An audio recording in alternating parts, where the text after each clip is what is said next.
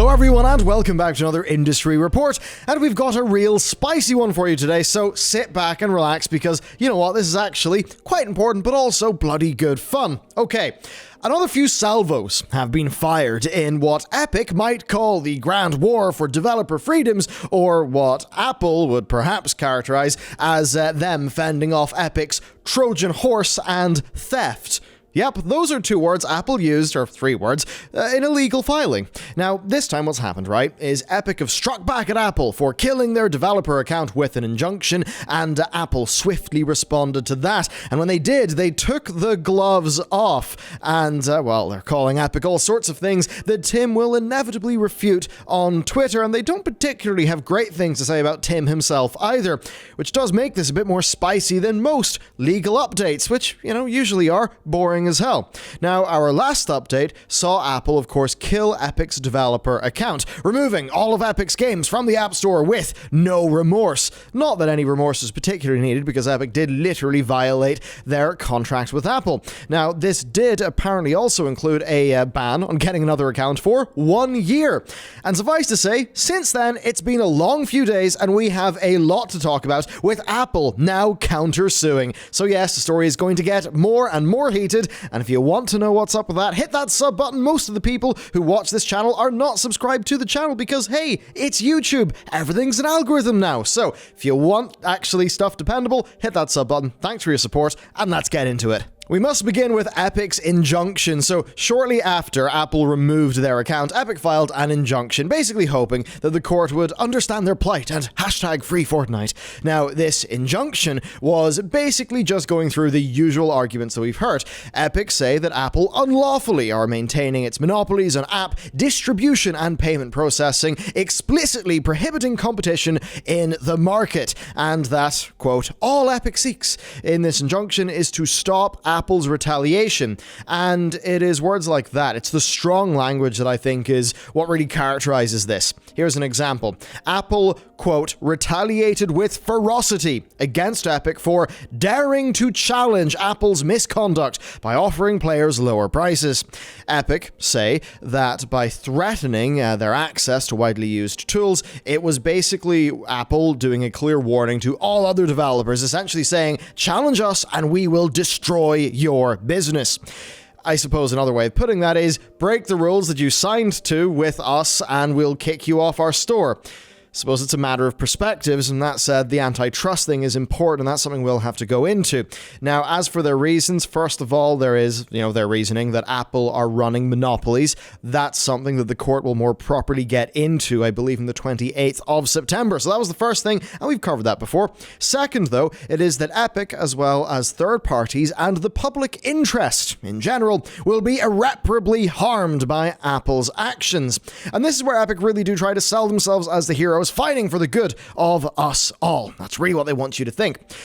So, what do they say? Well, the filing claims that Epic was willing to stand up because it believed it was the right thing to do, and they believed they were better positioned than others to weather the storm, but that they're not immune to harm. And of course, that is the storm of Apple's, as they would characterize it, retaliation. And this is where the free Fortnite angle begins. So, they go into, and this is a weird one to me, they go into Fortnite being a community-focused game, and they're citing a, quote, deafening user outcry. Of course, you can't get Fortnite in iOS anymore, so the new season, all the Marvel stuff, that's not going to be something you can do in iOS. This line in particular is something that I think they think is powerful. So here's the line.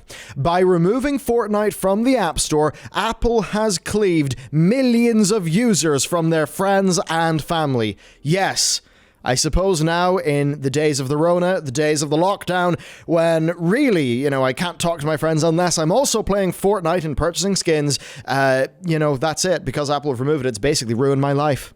Not really, but I think this is a weird thing because what they're trying to do is talk about the harm to end users caused by Apple and, what Apple have tried to do, or, well, have done, right, taking it off the store. But then the thing that I would say is that everybody knew this would happen.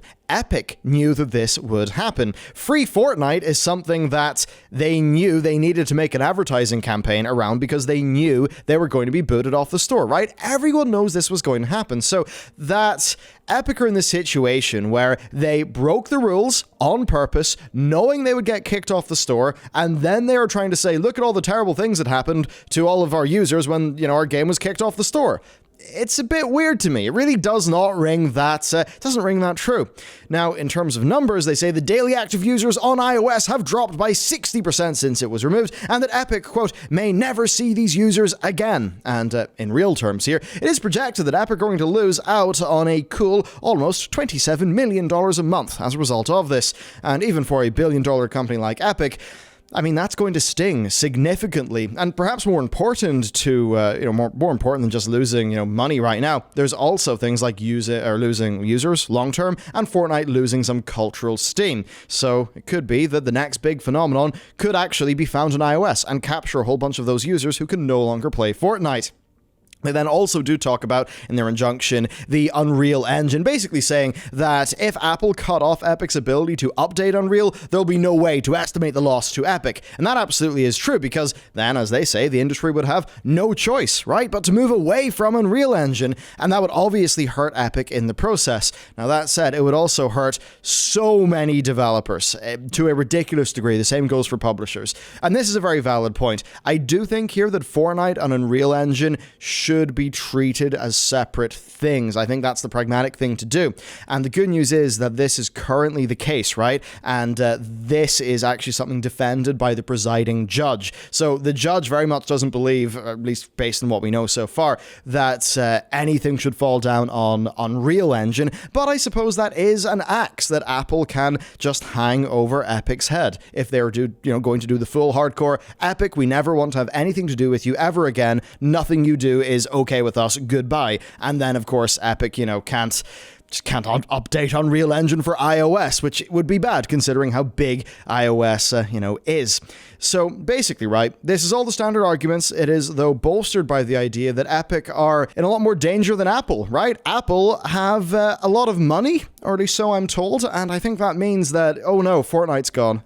Apple will barely notice, though to Epic, it's going to be obviously a lot larger of an issue. So Epic do suggest that if they lose this case, well, then Apple's got basically nothing to lose here, right? So if Apple has got nothing to lose from this because it is so big, then Apple's retaliation is purely just to pressure Epic and deter others from challenging Apple. Now, the thing is, if you think about that from Apple's perspective, if they do let somebody just violate their terms and introduce the direct payments and then circumvent their commission, then yes, that's something developers would do because they're going to want a more efficient way to earn revenue from their products. So yeah, Apple kind of does actually have to enforce their rules, at least if they want their store status quo to be preserved, and the business model of the store is something that is based off that status quo. Okay, let's talk then about what happened in response to a lot of this. It is Apple's counterclaims, and this could be quite something. So Epic sure do make an argument, but I think it's the sort of thing that you can kind of see what they mean, right, when it comes to Apple's walled garden, all of that stuff. You can see that, but I think a lot of how they do it, well, it's pretty obviously not concrete, not foolproof, and they've opened themselves up to being, well, a bit torn to pieces. And I actually think that Apple's lawyers have done a fantastic job of using very emotive language in the way they've been able to spin this narrative. So buckle up, because Apple think as badly of Epic, maybe as Epic think themselves the hero. It's quite spicy indeed. Okay, let's go. So Apple filed a counterclaim seeking damages from Epic, and I imagine that would sting financially if they were successful, for breaching contract. And breaching contract is something that Epic obviously did do. They knew they did it. We don't need to rehash that again. I think that pretty much is something we can take as a fact. And, well, let's just get ready for some evocative language, and to really have this, just have its impact on you, I'm just going to read their opening statement. It is spicy. Epic's lawsuit is nothing more than a basic disagreement over money. Although Epic portrays itself as a modern corporate Robin Hood, in reality it is a multi-billion-dollar enterprise that simply wants to pay nothing for the tremendous value it derives from the App Store. And a lot of that point there is, of course, Apple only take their commission whenever a payment is made. Fortnite is a free-to-play game, so with Epic Direct Payments, what would happen there is Epic would be using, everything that they get via the App Store, but essentially would be paying nothing to Apple in return. So they'd be sort of piggybacking off the whole thing for free, and that would be a lot of Apple's perspective on this. Now, the attack does, of course, continue with Apple saying that Epic is demanding special treatment and then crying retaliation when they flagrantly breached contract, and that they themselves also take cuts from devs with their store, all while offering $100 V-Bucks bundles. And that's a bit weird. I mean, some of that's definitely an appeal to emotion, right? Because offering an in-game currency has got nothing to do with this argument. And also, the purchase of in-game currency bundles is something that Apple wants to make money off. So I'm not particularly sure what Apple's point is there, other than to just be like, oh, look, Epic greedy, Epic bad. So it seems like that is their point.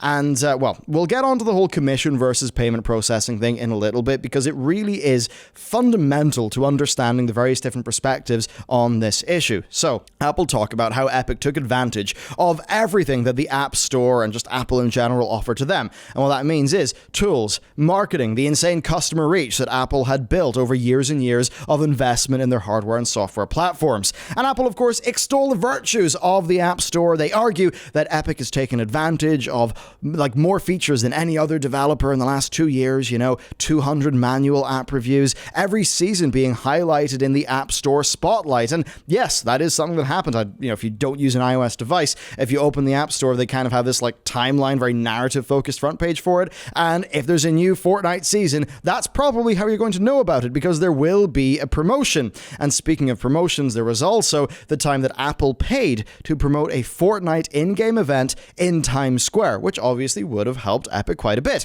And the argument here is that Apple have helped Fortnite grow to where it is today by providing them with the tools, the platform, and also free promotion, rather than them acting as a monopolistic and extortionary force, which is what Epic are making them out to be.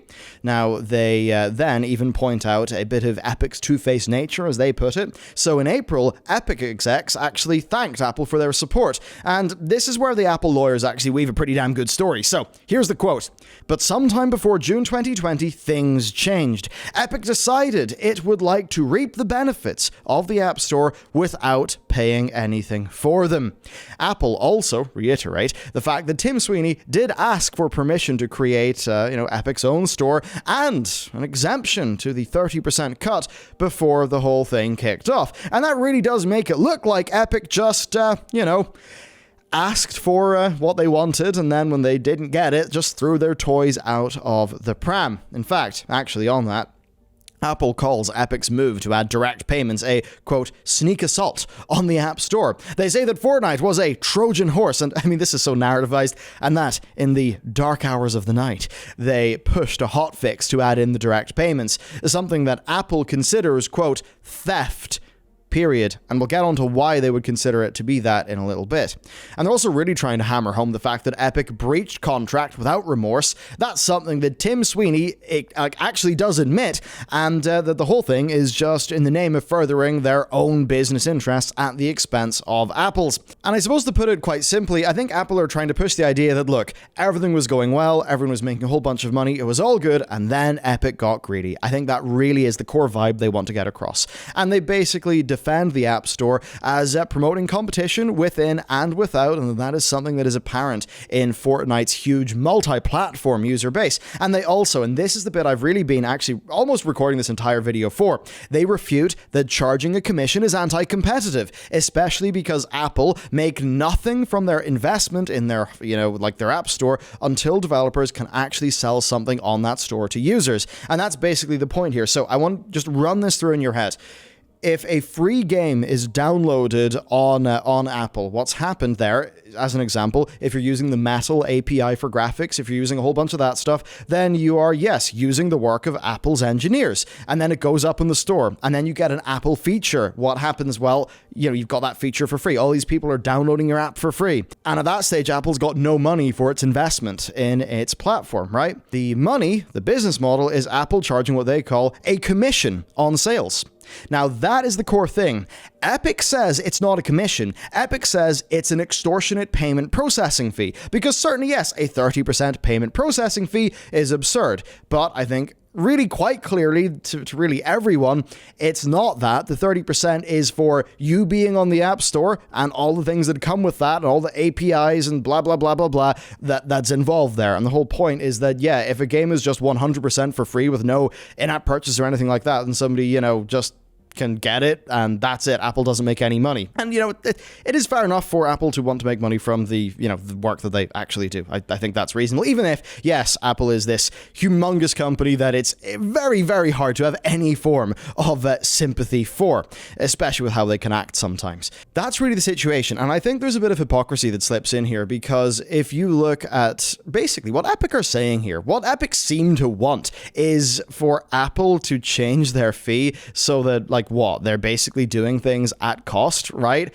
To really just unlock that so that Epic could do their own store and then undercut Apple and kind of do what they're trying to do to Steam to Apple, right? I think that's what Epic really wants. But the thing there is, it's the characterizing things as a commission. As payment processing, when in reality it's a commission. If you look at Epic's own store, I think 3 to 4% of that is actually a payment processing fee, and the other 8 of the 12% that they take is their own customer service, and then of course things like their software development and also their profit on that. So it's a bit weird that when Epic charged 12%, they are fine with it being commission, but when Apple charged 30%, Epic are saying it's a payment processing fee, when in reality, I think even Apple would say that of that 30%, most of it is not payment processing. So you see what I mean, right? It's like the subtle characterizations here. It's like they're trying to play kind of optics jiu-jitsu with each other.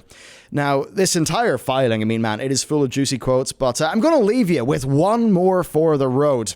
It's quite good.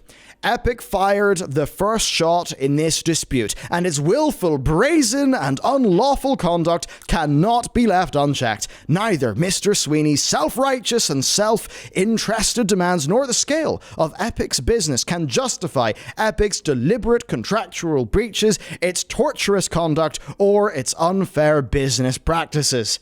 Yeah, I don't know, man, the lawyers really must have enjoyed writing that one. To sort of recap this and sort of bring it to more of a close, it's starting to feel very personal, right? Both of these companies are getting very emotive at each other, although I think it's going to slow down for a bit, because the hearing for Epic's original injunction, that was scheduled for September 28th, so that's when it's really going to be going down. Either way, though, it does look like Fortnite's not going to be coming back to iOS for a long, long time, and that Epic will lose a lot of money. And in the face of Epic's martyrdom, as they would put it, Apple just don't care. They're just saying it's self-righteous, self-interested stuff, and I think anyone who looks at Tim's Twitter can sort of agree with that a bit. Yes, the thing is, I'm very critical of how Apple runs so many aspects of his business, and it's that thing where I keep on calling Epic Games the patron saint of poisoning wells, because on trying to get, more competition with storefronts and drive it down to 8812 instead of 7030, I am totally with them in principle. It's just they do it in such a dickish way that they turn everyone against them. Tim actually pinned a tweet yesterday over on his Twitter. There was, somebody quoting Winston Churchill, right? You have enemies, good. It means you've stood up for something good sometime in your life. And it's like, you just kind of look like a self-righteous asshole when it seems pretty obvious to a lot of people that you're just trying to do this so you can circumvent, the commission on a...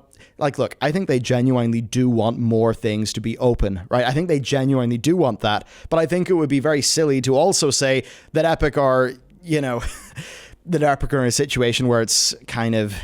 they're trying to just lose money just to look good, and there's obviously a financial incentive here for Epic, right? They obviously do want a situation where they can make more money. What do they want to do? They want to launch their own storefront on iOS, and it's the sort of thing where, yeah, if we deregulate a market, then this is something that I think something you should always think about when it comes to regulations and stuff.